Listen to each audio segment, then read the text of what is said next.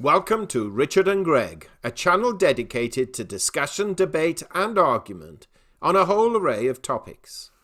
Now, yesterday we produced a video entitled Climate Change, Human Influence, Truth or Fantasy, where Greg argued that the often quoted 97% of scientists who claim that man has a profound effect on the creation of CO2, which contributes significantly to climate change, is absolute bunkum.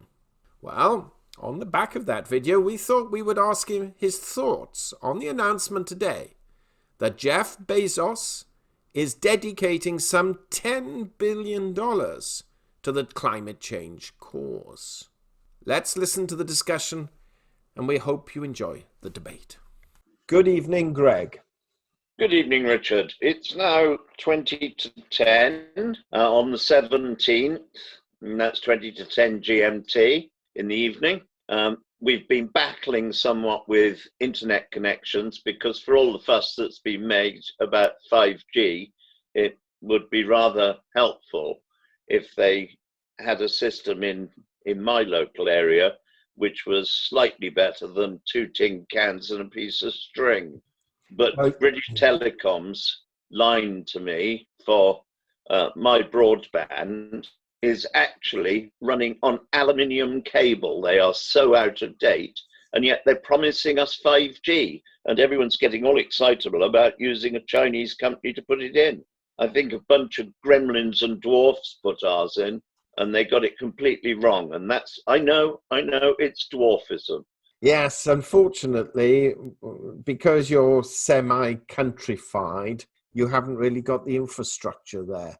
And equally, if you have satellite broadband, so you're not relying on cables, I suspect you haven't even got an appropriate mobile phone type signal either. No, it's appalling, the mobile phone signal. Yet, in the roadway outside our house, I can't have gas to the house, but we've got a 3-foot gas pipe outside.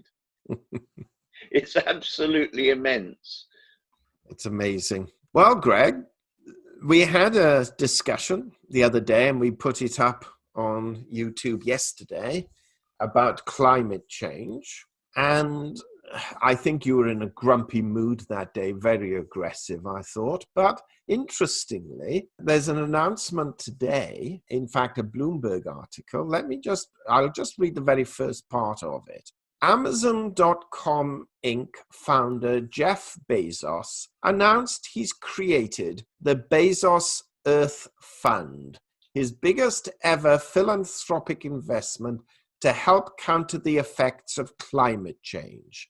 Bezos is starting with $10 billion and will begin to issue grants in a few months. Quote, "It's going to take collective action from big companies, small companies, nation states, global organizations, and individuals," unquote, he said Monday in a post on Instagram. Quote, "We can save the earth," unquote. What do you have to say about that? 2 comments. One, I'd rather see him pay his taxes in a fair manner around the world in the countries where he earns his living. He might not be basically the richest man in the world on the strength of doing that. And they do say a fool and his money are easily parted. He may have had all the luck in the world and the tenacity to make a huge amount of money, though I notice it lost him 50% of his money to his wife, who has now quit him because he was under the impression that grass was greener elsewhere. Well, you can buy an awful lot of grass for the kind of money he lost to his wife. I think he's barking mad, but never mind. He's probably making a huge profit out of doing it, because I can't think of anything else he's done that hasn't been for profit. And as the article states, his largest philanthropic payment. What's philanthropic about doing something completely and utterly daft with his money? He's probably been beguiled into the cliche of 97% of climate scientists agree with climate change. Well, Actually, 100% of informed people agree with climate change because it's a bit bloody stupid not to. There is climate change. There's been 4.5 billion years of climate change, but mankind isn't capable of making any alteration of any consequence whatsoever. But Greg, we had the debate about the scientists. Now we're looking at the richest man in the world who has access to some of the greatest amount of data. Even Bloomberg himself, I think 8th richest or something in the world, made an absolute fortune starting with nothing. And even he is a climate change contributor and quotes climate change as being a major threat to society and that man can do a lot more to improve the CO2 emissions. Why are these people, they're not stupid people, why are they so beguiled by this climate change argument? Presumably, they've either fallen for the fantasy, or despite the fact they've made a fortune out of the principles of capitalism, which have meant that we are now richer, healthier, better fed than ever in the history of mankind, but they are spending money on this crazy belief that CO2, which we have very little accurate measurement of, and all of the facts and figures that are provided to back up this 97% of climate scientists agree with climate change nonsense, actually only take their figures back when they're trying to prove it to 1850, the tail end of the last little ice age. They conveniently overlook the medieval warm period and many other periods when, for instance, the Romans were growing wine grapes in Northumberland, which is in the north of England. And when, think about it, the Roman legions were marching along up and down on Hadrian's Wall in little leather skirts. They wouldn't be doing that nowadays, I can assure you. The whole thing is based on a lack of scientific rigor. If you actually check the figures over a long enough period, you'll find that we are on a very low ebb of CO2 at the moment, with only between 375 and 400 parts per million, which is way, way lower than it's been in the historic record. And what actually happens is if temperature rises as a result of the rise in temperature generated by greater output from the sun, which has been the driving force of this planet's climate since the planet formed 4.5 billion years ago, during the period that it is warmer, the sea water particularly will hold less CO2 in suspension in the water and will release CO2 into the atmosphere. That means that CO2 is most increased by temperature rising. Not a case of CO2 causes temperature to rise, but the complete opposite.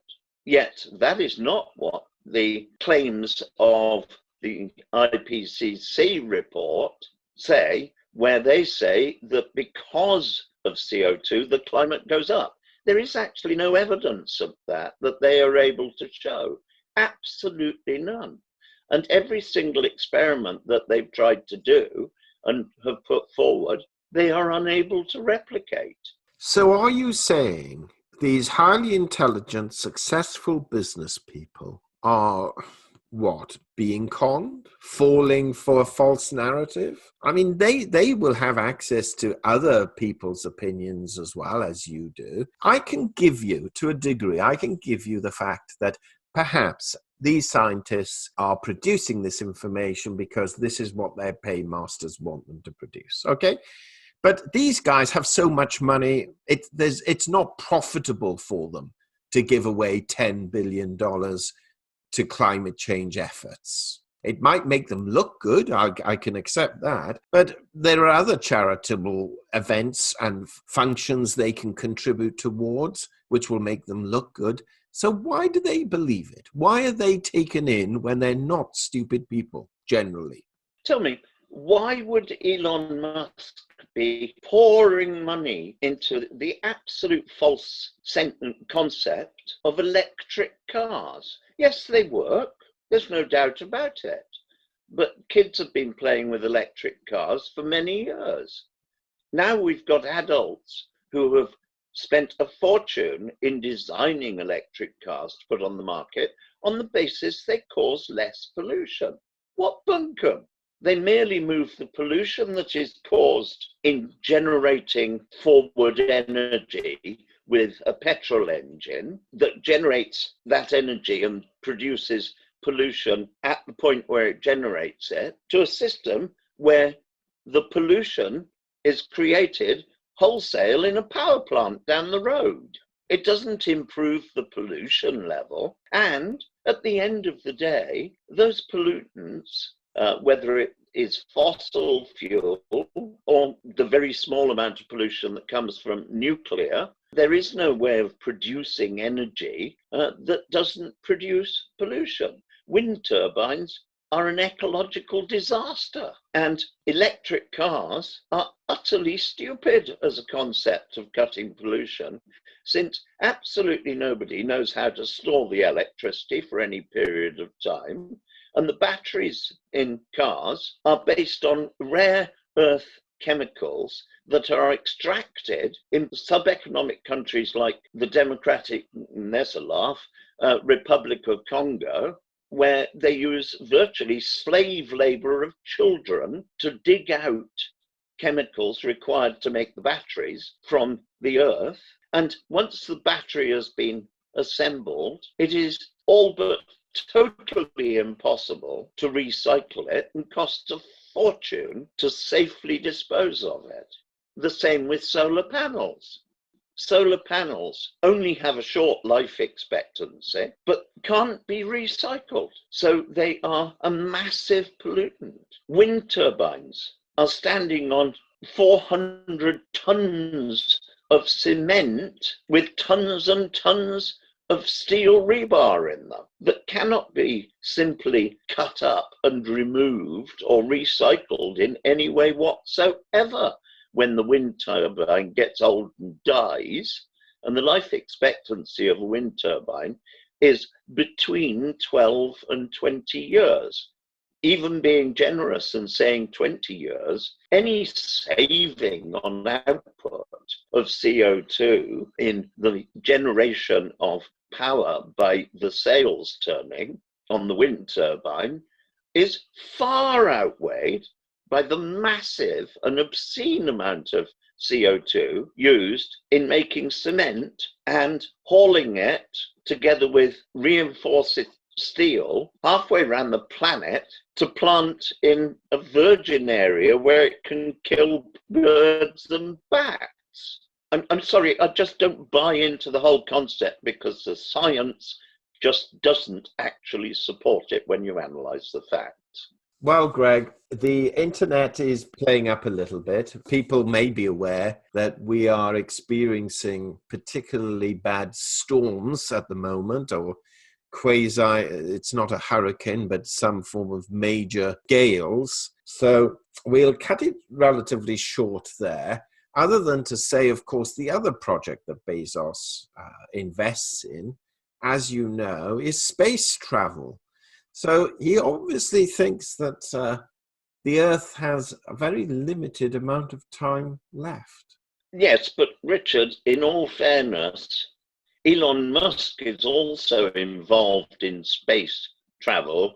And what intelligent thing did he do with this space travel? He took one of his cars and fired it into space. Well, I guess if you can't recycle them, you can always dump them as space rubbish. So you were for a moment earlier on saying these are highly intelligent people. Many of them are utterly barking mad and absolutely obsessed with the making of money in the most devious manners.